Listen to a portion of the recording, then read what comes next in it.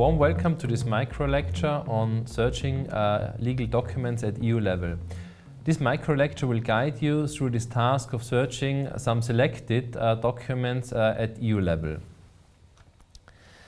Learning goals. After watching this video, you will know where to find the most relevant legal documents. You will also know where to find the information that you need in order to quote those legal documents.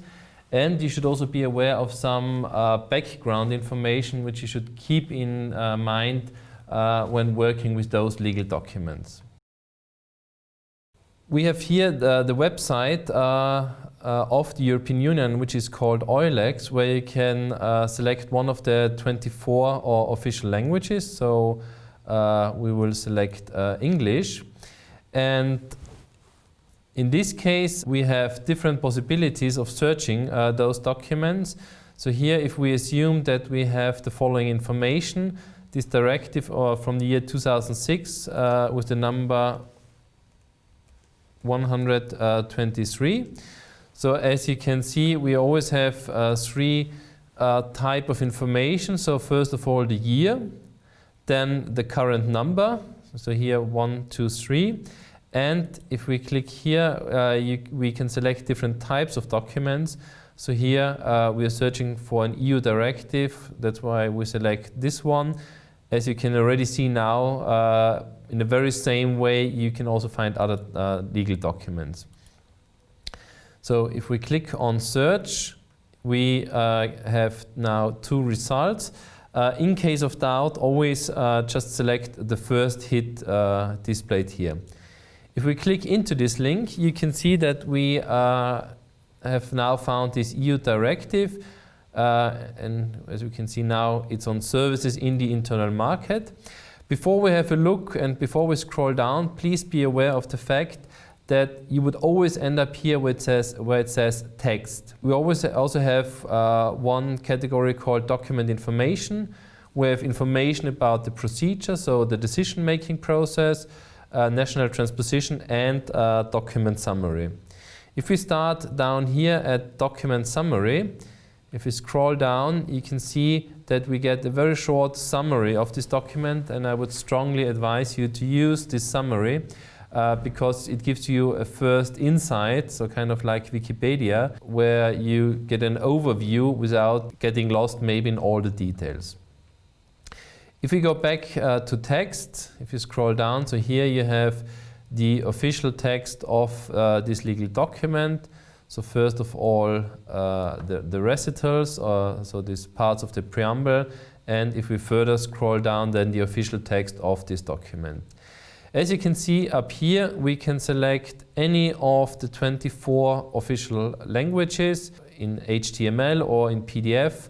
And we can even have 2 or up to 3 languages displayed at the same time. As here we are dealing with an EU directive, we also find on the left-hand side this section national transposition. As you know, that EU directives need to be imposed or transposed into national law.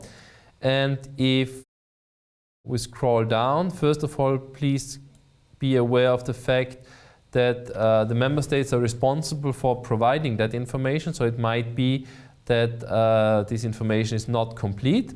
However, as you can see, if we, for example, look at the example of Belgium, they have transposed this services directive with 73 measures of implementation, Bulgaria only 1, Germany 220, and if we scroll down for Austria, that was 75. And if you click into this document, then you get information where this directive has been transposed into Austrian law. And for instance, we can find here the Konsumentenschutzgesetz, where you can find further information in the other video on searching legal documents at a national level. So again, if we go back to text, that's where you would always end up at the first stage, but please be aware of the fact that you can also find additional information, and you will learn more about that in the next video, in the next examples. So that was the example of an EU directive. That's basically the information that you need in order to then quote this document. So that was the example of an EU directive. If we move on to another example, and again we assume that we have the information about this EU regulation provided, for instance, in a textbook. So here we have an EU regulation from the year 2004, and the number is 883. So again, always the very same three type of information that you need in order to find this document. If we click on search, we get, in this case, various results. As always, in case of doubt, please just click into the first hit here. And as you can see, we again end up here where it says text. We also have document information, procedure, document summary, but no transposition, as EU regulations do not need to be implemented into national law. So we have already seen document summary for the directives. We will see the procedure later on. Now, with this example, I want to show you more about the section document information. That's very important background information. First of all, let me also mention that here in brackets you have an indication that this text might also be of relevance for the European Economic Area, so Norway, Iceland and Liechtenstein, and in this case even for Switzerland. Now if we scroll down, we again have various languages. What might also be very helpful for a scientific paper, you have here different ways of searching for related documents in a systematic way. So if you click on those keywords, those EUR-Lex descriptors on subject matter or directory code, that's where you can find related documents on those keywords. If we further scroll down, then there is a very important section that you should be aware of. That's amended by. The previous example of this EU directive, this has never been amended, whereas this example of this EU regulation, that's one example where this EU regulation has been amended several times. As you can see, if we scroll down, this regulation has been amended various times. So if we would use the document here at text, that's a completely outdated document or version which you would not like to use. So as you can see, the last time that this EU regulation has been amended was in 2019. So if we open this one, we can also find important information if we want to indicate the latest version of amendment of this EU regulation. And what can be very useful, and it's a little bit hidden, but that's why you should know about it. Here we have a list of so-called consolidated versions. What does that mean? That's the initial document of 2004 and all the amendments put together into one single document. And as you can see, if the latest amendment was from 2019, if you click in the most up-to-date version, you can find a document which is a consolidated version. So as it's mentioned here, for documentation purposes only. And here you have the one version including all the amendments.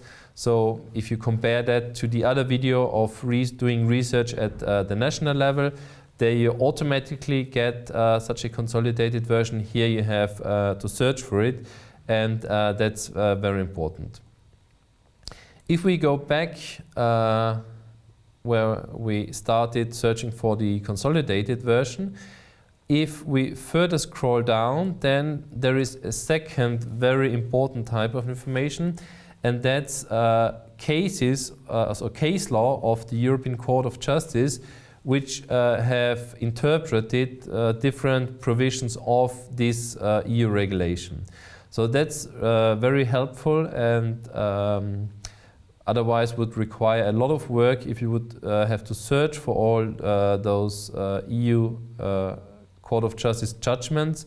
And so here you have all put together in one single document. So if we again go back, please be aware of the fact that you always end up here where it says text, but you might want to check document information to first see if the document has been amended. If yes, use the consolidated version. Also to find case law on this EU regulation or also EU directive.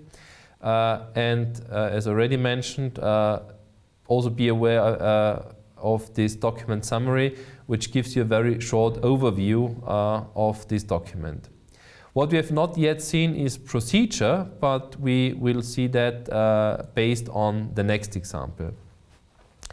The next example is a document of the European Commission. So there are various documents, some leading to legislation as this one, but in the very same way you can also search for white or green papers.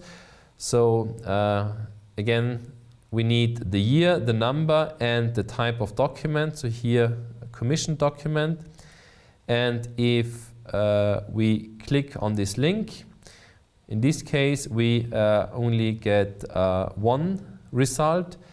So if we click into this one, that might already sound familiar to you because it's on coordination of social security systems. So similar as the previous EU regulation.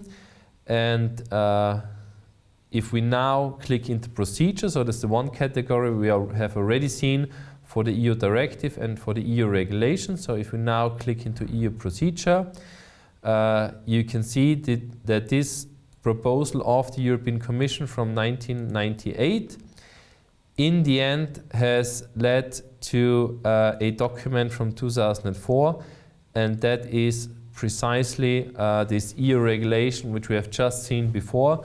So now this has turned full circle. So we can either take an EU regulation and go back to the initial proposal of the European Commission, or we can take this proposal of the Commission and see if this has been adopted and been turned into an EU directive or EU regulation. So you have all the details listed down here in the category of procedure, and you also have a visualization up here where you can look into the different steps of this checklist. So now we've seen how to search for an EU directive and EU regulation. The difference, if you remember, is that the directives need to be implemented into national law. That is not the case for regulations. And now we have also seen the legislative procedure from an Commission document to a finally adopted legislative document. The last example that I want to show you is a judgment of the Court of Justice, and if it says /15, so that means the year 2015, we have the number 191, and in this case we click on EU court case. So again, always three types of information that you need in order to find documents here on EUR-Lex, the EU's legal database. If we click into this document, we have various results, and we want to click on the one where it says judgment here at the beginning, so not case up here, but judgment. And if we click into this one, we can see that's a judgment of the court from July 2016. That was a case Verein für Konsumenteninformation versus Amazon. So a case which has been referred to the Court of Justice from the Austrian Supreme Court in civil and criminal affairs. And if we scroll down, we can have this judgment in all 24 official languages. We can again also have this judgment displayed in 2 or 3 languages at the same time. And then if we further scroll down, we have the official text of this judgment. What we can also find here, as always, we can find a summary. Of course, there is no section procedure, because that only refers to decision-making process of legislative documents. But what is equally important as for the previous examples, that's document information. So if we click into document information, if we further scroll down, we, under classifications, again have a systematic way of searching for related documents. So for instance, here on the keyword of data protection or consumer protection or those directory codes. And if we further scroll down, we would not find information about amendments, because there are no official amendments to judgments. But what we find here under doctrine, and that can be very useful, those are hints concerning publications, so academic papers, which are dealing especially with those with this judgment. And as you can see, I've highlighted here in brackets DE for the German language as just one example. And so you can have an overview of all academic papers which are dealing with this judgment and which have been published in the German language, the same for all the other languages. Okay. Unfortunately, there is no direct link to those academic papers, but at least you have an overview including all those key publications on this judgment. So again, also for judgments, you always end up here where it says text, but as it is important to check whether a directive or regulation is still up to date, it might be also equally useful to check for document information, so this background information, in order to find academic papers analyzing this judgment. Now, so far we have worked with the website of EUR-Lex, so the legal database of the European Union. If we now turn to, so keeping in mind this case number, if we now turn to the website of the Court of Justice, again we can select different language versions. So if we click into the English version, we can see here on the left-hand side press releases of the Court of Justice. We can click into the judicial calendar, and here in the middle we can search for cases. And in the same way as on EUR-Lex, it also depends on the information, whether we search for, or whether we have the information of the case number from a textbook, for instance, whether we know the names of the parties, so whatever kind of information we have.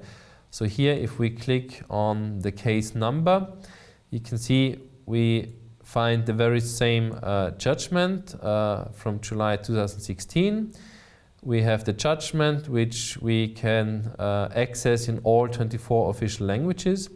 And what we can also see here, so if you remember the judgment from July 2016, we can also here find another type of document that I want to briefly introduce to you, and that's opinion. Now, what's an opinion? If we click into this document, we can see here the opinion of the Advocate General, and this has been delivered in June 2016. Now, what's an opinion and what's an Advocate General? That's a legal expert which is part of the Court of Justice, which drafts a non-binding opinion how the Court of Justice then could decide in its judgment. So it's not legally binding, but it's first of all more comprehensive, so that's why it can be very useful, and there are footnotes providing further information. So although it's only the judgment which is legally binding, if you fully want to understand the judgment, I strongly advise you also to look into the opinion of the Advocate General because there you can find additional information. So that's the judgment and the opinion.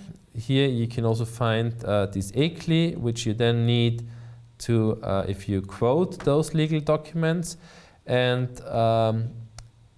in the same way as you can find background information on EUR-Lex, if you here click on the right-hand side, it's a little bit hidden, this green arrow where it says case information. If you click into that, you find the same type of background information as we have already seen it in EUR-Lex. If we scroll down, we again have this systematic way of finding related documents. There's of course more information, and if we further scroll down, we find the information that that we also have seen on EUR-Lex. So notes on academic writings, where we again can select different languages, and as you can see here, again, unfortunately, you cannot access the full document of those publications, but at least you have the references of those papers dealing specifically with this judgment. Okay, now you know where to find legal documents at EU level. You also know where to find updates, especially in case of EU directives and EU regulations, so amendments. And you also know where to find related documents. And please be aware of those different connections. So from a Commission proposal, you know you can find out whether in the end that was adopted in terms of an EU regulation or EU directive. Of course, you can also go the other way around. In case of EU directives, you can also find out where those directives have been implemented at national level. The opposite direction, so to say, that's part of another video.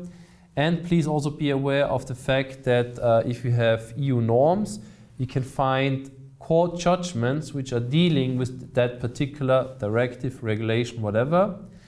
And we have also seen that in case of EU judgments of the Court of Justice, you can also find references to literature, so academic papers which are in particular dealing with this judgment. So now you know how to do research at EU level. Please also be aware of the video on doing research at national level, and please also be aware of the German speaking version of this video.